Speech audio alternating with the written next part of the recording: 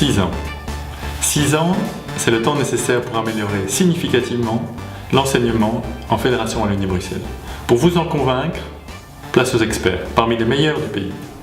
Où en est notre enseignement aujourd'hui et comment le faire évoluer?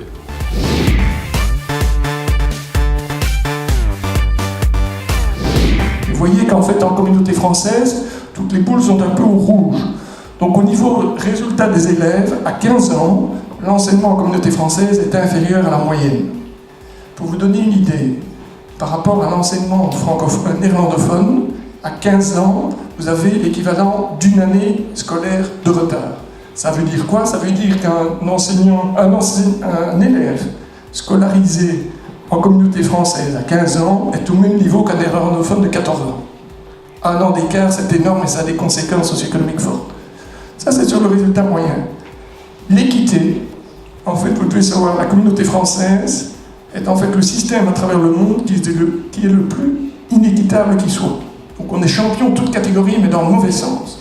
On voit donc que la Fédération Wallonie-Bruxelles se situe en dessous de la moyenne de l'OCDE, aussi bien en termes de résultats scolaires qu'en termes d'équité, c'est-à-dire que les performances des élèves dépendent beaucoup trop souvent du milieu socio-économique familial ou du niveau d'études des parents, et troisièmement qu'en termes d'efficacité des moyens mis en œuvre.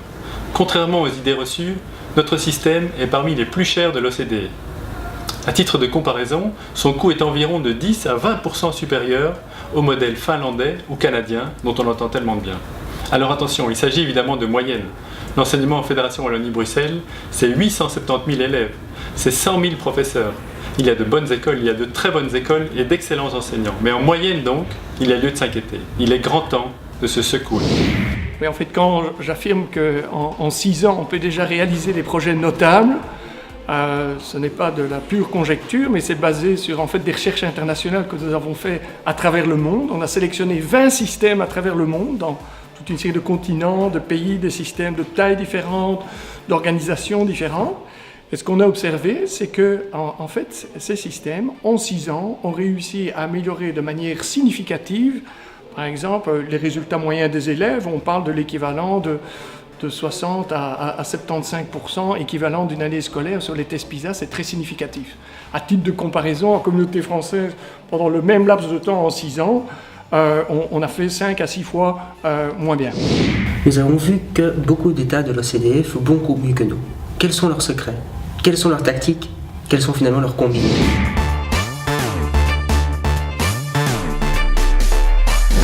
Parmi les solutions qui ont été mises en avant par les experts, soulignons-en 3. Premièrement, un meilleur coaching des professeurs et des formes de tutorat pour les nouveaux enseignants. C'est d'autant plus nécessaire que seuls 25% des nouveaux enseignants sont accompagnés. Deuxièmement, la mise en place d'équipes de direction de qualité. Savez-vous qu'un directeur, s'il est très bon ou exceptionnel, peut augmenter les résultats des élèves de 10 à 20%. Malheureusement, les obligations, notamment administratives, empêchent souvent les directeurs de se concentrer sur ce qui permet ces progrès, tels que l'amélioration des pratiques pédagogiques ou le suivi des résultats des élèves. Et troisièmement, soulignons aussi l'importance de la remédiation. Intervenir rapidement auprès de l'élève peut souvent empêcher que l'échec initial ne se transforme en échec à long terme, surtout si l'environnement familial est moins porteur. Le problème, il n'est pas dans la vision politique de l'enseignement, il est dans la mise en œuvre de la vision politique de l'enseignement. Et ça, c'est la difficulté. Il va falloir dire, si je veux retrouver des moyens, je ne fais plus tout et n'importe quoi partout. Il va falloir dire, non, je ne fais pas une école à Perouet sous prétexte qu'on ne doit pas faire plus de 5 km pour trouver une place. D'un côté, j'ai énormément de confiance quand je vois les élèves et dans le potentiel qu'ils ont à acquérir des compétences et des connaissances qu'on parvient à avoir en face d'eux un prof motivé. Là, ça me donne confiance. Là où j'ai moins de confiance, c'est dans la capacité qu'a le paquebot de l'enseignement à pouvoir se mouvoir rapidement. Et là, je sais que ça va prendre beaucoup de temps. Et donc là, je me dis, il y a malgré tout urgence à agir.